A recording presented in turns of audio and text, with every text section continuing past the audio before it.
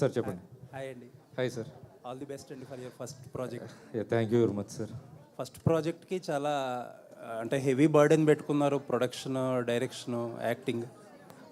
అంటే సార్ మీకు తెలుసు, ఒక ఇండస్ట్రీలో ఒకరి దగ్గరికి వెళ్ళి స్టోరీ చెప్పి దాన్ని ఓకే చేయించుకున్నప్పటికీ పుష్కరం అయిపోతుంది. సో నేను అలా సెట్ చేసుకుని చేయడానికి ఏంటంటే నా స్ట్రెంగ్త్ ఏంటో నాకు తెలుసు సార్ నాకు. సో నేను కథను నమ్మి చేశా. సో మీరు చూస్తే విజువల్ చూస్తే మీకు అర్థం అవుతుంది కదా సార్, అంటే అది ఎలా ఉందన్నది. సో అది మీరే చెప్పాలి ఎలా ఉందన్నది. నైస్ అండి, నైస్ అండి, very nice. Thank you very అంటే మచ్. ఏమన్నా ముందు ట్రై చేశారా? సార్ నేను చేశాను సార్, ట్రై చేశాను. బట్ ఇది నా ఎంటైర్ సోల్ పెట్టి చేసిన సినిమా అయితే ఇదే. నేను ఇంతకుముందు ప్రొడక్షన్లో ఇన్వాల్వ్ అయి ఉన్నాను, డైరెక్షన్లో ఉన్నాను, బట్ ఇది నా కంప్లీట్ ఫిలిం సార్ ఇది. ఓకే, మైత్రి గారు. హలో అండి. మీరు డాక్టర్ అండి, ఐ థింక్ అపోలోలో అనుకుంటా డాక్టర్ మీరు. ఎస్. సో ఏంటండి, how did you understand this passion, లేకపోతే ఈ లాంగ్వేజ్ ఎలా అర్థమైంది? How did you come on board? నిజంగానే కష్టమైన పని అది. బికాజ్ నేను ఇందాక చెప్పినప్పుడు కూడా నేను మూవీస్ అనేది చాలా దూరంగా ఉండేదాన్ని. కానీ తనతో వీ హ్యాడ్ లాంగ్ జర్నీ. ఈ ప్రాసెస్లో తన కథ అదంతా ఉన్నప్పుడు హీఈస్ రియల్లీ ఫుల్లీ డెడికేటెడ్ అనమాట ఈ మూవీ కోసం. సో స్లోగా ఎంటర్ అయిన తర్వాత మాకు అది కష్టం అనిపించలేదు. So we went in he help me almost. నేను హాస్పిటల్లో ఉన్నప్పుడు డెఫినెట్లీ ఆ ప్రొడక్షన్ మేనేజ్మెంట్ అదంతా అందుకే అన్నాను, he has taken on his shoulders and did it. But yeah, it's tough. But end of the day movie output చూస్తే మీకే అర్థమవుతుంది, చాలా బాగా. అంటే ప్రొడక్షన్ అనేది మీ మెడికల్లోనే లేకపోతే హాస్పిటల్ మేనేజ్మెంట్లో ఉన్నంత ప్రొఫెషనల్గా ఉండదు. డెఫినెట్లీ లేదు.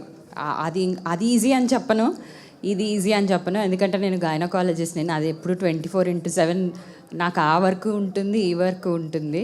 But yeah, to support him, that's all. The genuine reason is to support him. So ఈ ప్రాసెస్లో yeah, I have learn so much ఇప్పుడు. All the very best. Thank you. Satish garu hand. ఇందాక మీ ఫ్రెండ్ మాట్లాడుతూ అదే హీరోగా నువ్వే చేసేయచ్చు కదా, జిమ్ కూడా చేయొచ్చు. సో ఏంటి బిఫోర్ మీరు యాక్టర్గా ఎంటర్ అయ్యే ముందు ఇంకా చాలామంది హీరోస్కి ఏమన్నా చేశారా? అంటే నేను ట్రై చేశాను. నేను టు బి హానెస్ట్ చెప్పాలంటే, అంటే ఇప్పుడు ఎవరు అంత నమ్మే పొజిషన్ లేరు, ఏదో ఒకటి చేసుకుని రమ్మంటారు. సో ఇవన్నీ మీకు తెలుసు. ఒక హీరో దగ్గరికి వెళ్ళాలంటే, అంటే ఇప్పుడు ఇలాంటి సినిమా చేయాలంటే ఒక 40-50 crores అవుతుంది ఒక మినిమం హీరో దగ్గరికి వెళ్ళాలంటే. సో ఇదంతా టైం ప్రాసెస్ పడుతుందని చెప్పి ఇంకా నేనే అటెంప్ట్ చేశాను. సో బిఫోర్ యాక్టింగ్ ఇంట్రెస్ట్ ఏం లేదండి మీకు? అంటే అనుకోకుండా దిగాల్సి వచ్చింది? లేదు, యాక్టింగ్ ఇంట్రెస్ట్ 100% ఉంది. బట్ ఇది కొంచెం స్కేల్ పెద్దది కదా. సో పెద్దోళ్ళు అయితే బాగుంటుంది బిజినెస్ యాంగిల్లో, అది ఇది అని చెప్పి మనకు అందరూ సజెషన్స్ ఇస్తారు కదా. సో దాని గురించి నేను పెద్దోళ్ళని అప్రోచ్ అవ్వడానికి వెళ్ళా. బట్ మీరు సినిమా చూసిన తర్వాత మీకు అలాంటిది ఏం అనిపించదు, కరెక్ట్ డెసిషన్ తీసుకున్నారు అనిపిస్తుంది. అది మీరు చూసిందో చెప్పాలి, నేను ఇప్పుడు చెప్పాలి. ఆల్ ది బెస్ట్ అండి. Thank you. ఉన్నారు, ఎస్పెషల్లీ మణి శర్మ గారు ఉన్నారు. యా, సారీ ఇందాక నేను ఈ హడావుల్లో మణి గారి గురించి చెప్పడం మర్చిపోయా. Really sorry sir. ఇలాంటి సినిమాకి మణి గారు దొరకడం అన్నది ఒక గొప్ప అదృష్టంగా భావించాలి. ఎందుకంటే నాకు ఆయన ఇచ్చిన బ్యాక్గ్రౌండ్ స్కోరు ఈ సినిమాకి ఒక 10 times ఎక్కువ హై ఇస్తుంది. So he's fantastic job. All the best అండి. Thank you very much. Maitri garu. So hi, first of all congratulations. అంటే లైక్ ఫస్ట్ ప్రొడ్యూసర్గా సినిమా చేస్తున్నారు అంటే చాలామందికి ఏంటంటే చిన్న చిన్న డౌట్స్ ఉంటాయి, డబ్బులు ఉంటే ఓకే ప్రొడ్యూసర్ అయిపోవచ్చు అని చెప్పేసి. As a me personal experience చెప్పండి, డబ్బులు ఉంటే అయిపోవచ్చా, లేకపోతే ఎంత డబ్బులు పెట్టినా కూడా అదొక కష్టంగా అనిపించింది? ఖచ్చితంగా మూవీకి లిమిట్ ఉండదండి.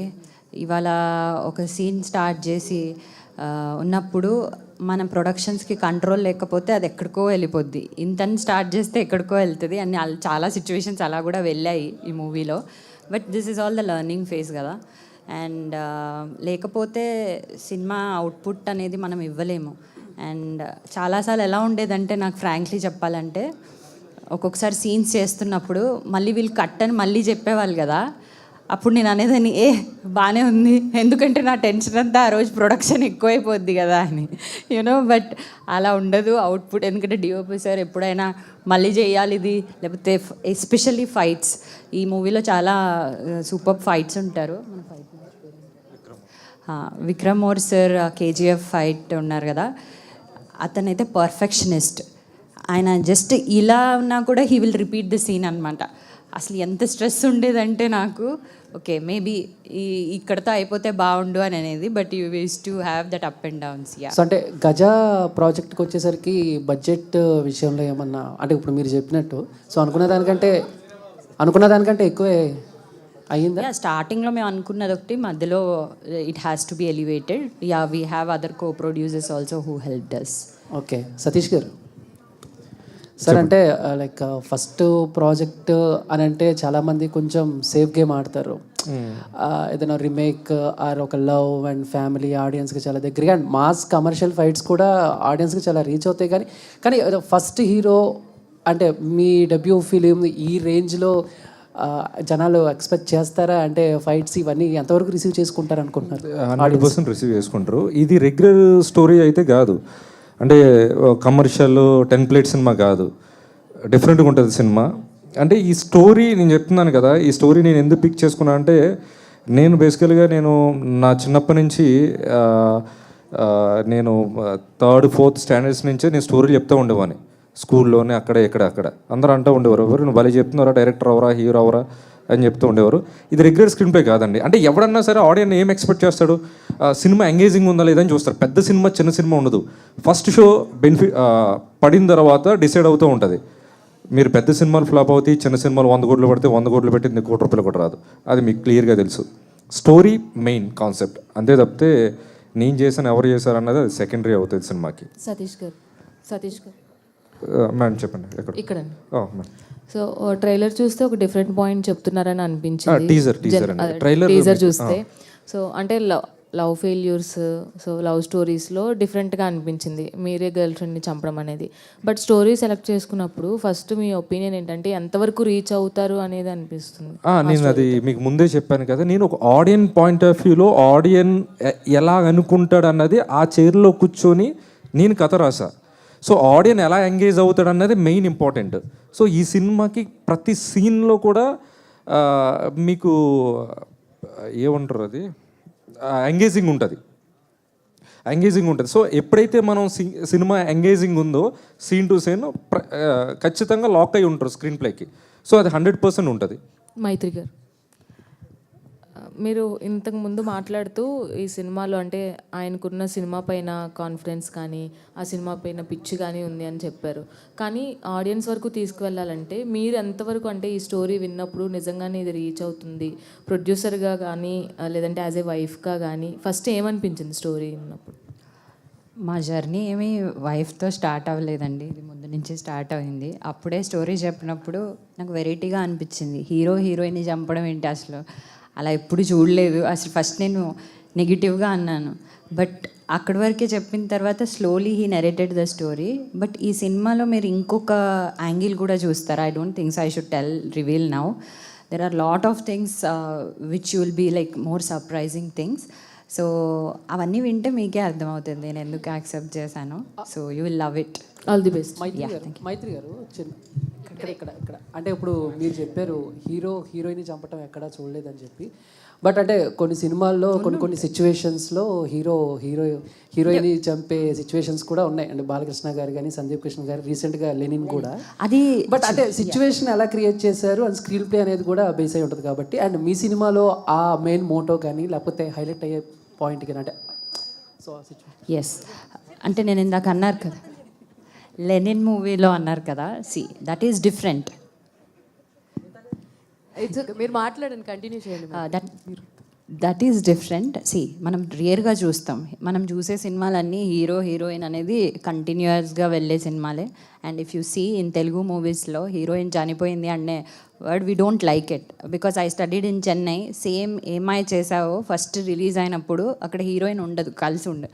So as along with Tamil audience we love, అక్కడ వాళ్ళందరికీ నచ్చింది, మాకు నచ్చలే ఇదేంటి అని. Because we are Telugu audience, we are not use to it. కానీ మనం ఏమై చేసావో మూవీలో అది డిఫరెంట్గా మార్చేశారు అకార్డింగ్లీ. సో మనం అలా యాక్సెప్ట్ చేస్తాం, కానీ ఇలా హీరో చంప ఇది ఒక్కటే పాయింట్ కాదు అసలు. మనం అన్నెసెసరీ థింగ్ చేస్తున్నాము. But that's what he want to give that curiosity and I don't want to reveal anything. Divert చేస్తున్నారు అందరినీ. సతీష్ గారు, అది యా నన్ను అడుగుతున్నారు క్వశ్చన్స్. హీరోయిన్ ఉంది, బ్యూటిఫుల్. డెఫినెట్లీ అడుగుతారండి, ఇక్కడ ఉన్న వాళ్ళు ఎవరు వదలరు, అడుగుతారు. అవునా? Yeah, my straight question to you is, teaser చాలా బాగుంది. ఓకే. కొన్నిసార్లు మూవీ టైటిల్ అన్నది స్టోరీని జస్టిఫై చేస్తూ ఉంటుంది, లేదా హీరో క్యారెక్టర్ని జస్టిఫై చేస్తూ ఉంటుంది. Of course. సో ఇందులో మీరు తీసుకునే ఈ టైటిల్ అన్నది స్టోరీని జస్టిఫై చేస్తుందా, మీ క్యారెక్టర్ని జస్టిఫై చేస్తుందా? స్టోరీని. ఎందుకంటే గజానే సినిమా మొత్తం మోస్తూ ఉంటాడు. సో ఆబ్వియస్లీ గజ అంటే ఏనుగు, సో వెరీ స్ట్రాంగ్. మీరు తెలిసి పిలిచారో లేకపోతే తెలియక పిలిచారో తెలియదు, కానీ భైరవం మూవీలోని మనోజ్ గారి క్యారెక్టర్ పేరు కూడా గజపతి. అందులో అందరూ ఆయన్ని గజ గజ అని పిలుస్తూ ఉంటారు. Do you know that? నిజంగా తెలియదు, but it's a beauty, good thing. Okay, Farnaz గారు, ఫర్నాజ్ శెట్టి. మీ పేరు చాలా కష్టంగా ఉందండి పలకడానికి. या Hindi Hindi Hindi is comfortable for you? और पहली बार जब आप सुने हो ये स्टोरी, तो कौन सा ऐसा पॉइंट है कि आप सोचे यस तेलुगु में मुझे आना है and this is the right story? Oh, I am so sorry, first movie में मिस हो गई हूँ. सो First film I did is Induvadana, opposite Varun Sandesh. Yes. Okay, मतलब आप ऑन स्क्रीन डिफरेंट हो, ऑफ स्क्रीन डिफरेंट हो. सो या, तो बताइए इस स्टोरी में आपको कौन सा ऐसा पॉइंट है that you just love it and से yes? So I love the way Sir narrated me the story when he met me.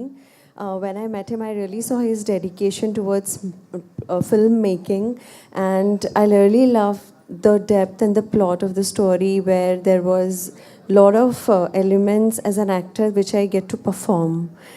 Even as a character, my character had a lot of layers in the film.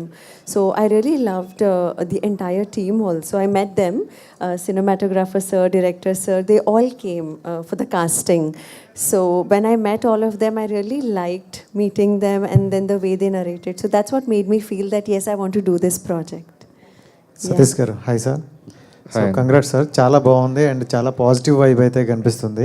Thank you very much. So అంటే మీరు story రాసుకునేటప్పుడు కొంచెం వేరే వాళ్ళకి చెప్పడం జరిగింది, అది approach అవ్వడం జరిగింది అన్నారు. సో పెద్ద హీరోలను ఎవరినైనా అప్రోచ్ అయ్యారా? సార్ అయ్యింది సార్. అంటే పేర్లు చెప్తే బాగుండదు, అంటే మనకి ఆ యాక్సెస్ అంత ఈజీగా దొరకదు. మీకు తెలుసు ఇండస్ట్రీలో నువ్వేం చేసావు అని అడుగుతారు స్టోరీ. అండ్ నేను ఎక్కడ వర్క్ చేయలేదు, నేను అసిస్టెంట్ డైరెక్టర్గానో లేకపోతే వేరే క్రాఫ్ట్లో నేను ఎక్కడ వర్క్ చేయలేదు. సో నేను డైరెక్ట్గా చేశాను ఫిలిం. సో ఆబ్వియస్లీ ఎక్స్పీరియన్స్ అడుగుతారు కదా. సో ఎక్స్పీరియన్స్ నిజంగా టు బి ఫ్రాంక్ చెప్పాలంటే నాకు ఎక్స్పీరియన్స్ ఏం లేదు. సో అందుకని చెప్పి ఇప్పుడు ఏమైనా అనిపించింది సార్, అంటే మనం ఇంత కొంచెం సర్కిల్ ఉండి సో ఇంత ట్రై చేస్తూనే అవ్వట్లేదు, బట్ కొత్త వాళ్ళు వచ్చేటప్పుడు ఎలా అప్రోచ్ అవుతారు, వాళ్ళకి మంచి స్టోరీస్ కూడా ఉండిపోతున్నాయేమో అని ఎప్పుడైనా అనిపించింది సార్? 100% అనిపిస్తుంది కదండి, 100% అనిపిస్తుంది. బట్ దానికి ఏం చేయాలన్నది. యా, అండ్ ఈ మధ్య కాలంలో ఎక్కువగా ఫిలిం రిలీజ్ ముందే మనం ఓటీటీ ఇవన్నీ ప్లాన్ చేసుకుంటారు, ఎందుకంటే కమర్షియల్ కూడా చూసుకోవాలి మనం. అఫ్కోర్స్. సో అంటే దీనికి ఓటీటీ ఏమైనా వచ్చిందా, లేకపోతే అప్రోచ్ అవుతున్నారా ఏంటి? యా, ఓటీటీ అయితే చాలామంది అప్రోచ్ అయ్యారు. నేను ఏమైపోయిందంటే టీజర్ లాంచ్ అయిన తర్వాత రేట్ ఫిక్స్ చేద్దామని చెప్పి ఓటీటీ అండ్ బిజినెస్ ముందే కొన్ని క్లోజ్ చేసాం, మ్యూజిక్ క్లోజ్ చేసాం, other language Tamil next press మీట్లో చెప్తాను అవన్నీ మీకు. తమిళ్ క్లోజ్ చేసా, కన్నడ క్లోజ్ చేసా. So yeah madam, hi. So actual మీ ఇద్దరు పేరు చాలా బాగుంది, చాలా క్యూట్గా అనిపిస్తుంది యాక్చువల్లీ. సో మూవీ గురించి అందరూ అడిగేస్తున్నారు, బట్ మీ పేరులో ద బెస్ట్ మూమెంట్ అంటే ఏం చెప్తారు? అన్నీ మంచి మూమెంట్సే ఉంటాయండి. ఎవ్రీవన్ అంటే ఎప్పుడు తిట్టుకోరా? సినిమాలో లాగా ఎక్కడైనా ఉంటుందా? ఎవరి ఇంట్లో అయినా ఉంటాయి. That's every one's life. అసలు గొడవలు లేకపోతే లవ్ ఎలా తెలుస్తుంది? బట్ ఎప్పుడైనా అన్నారా అంటే ఎందుకు ఈ సినిమాలు, అంటే జనరల్గా సినిమా పిచ్చి అనే వాళ్ళు ఏంటంటే ఎవ్రీడే మార్నింగ్ లైసి నుండి పడుకునే వరకు దాని మీదే ఉంటాం, బట్ చూసే వాళ్ళకి కొంచెం చిరాకుగా ఉంటుంది, అరే ఏంటి నీకు అవకాశం రాకపోతే ఎందుకు ఇంకా ట్రై చేస్తున్నావు అని ఉంటుంది. సో మీరు ఎప్పుడైనా కోపంలో అన్నారా వద్దు వేరే ఫీల్డ్ చూసుకొని? అవకాశం ఈ మూవీ స్టార్ట్ అయిన దగ్గర నుంచి నేను ఉన్నాను.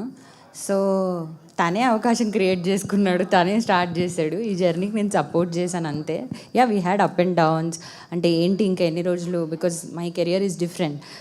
ఇది అంతా అన్ప్రెడిక్టబుల్ కెరియర్. సో ఒకరోజు షూట్ ఉంటుంది, ఒక 10 రోజులు షూట్ అయ్యాక ఎడిటింగ్లో ఉంటారు. అసలు ఏం చేస్తున్నారు మీరు? ఒక్కొక్కసారి అయితే నేనే అనేదాన్ని, మీరే సినిమా చేసి మీరే చూసుకుంటారా, అసలు రిలీజ్ చేస్తారా అని. Because those days are also there. But I'm really happy teaser release చేసింది ఇవాళ. చాలా emotional actually for us. Finally hard work అయితే కనిపిస్తుంది. మీకు ప్రతి ఫ్రేమ్లో కనిపిస్తుంది.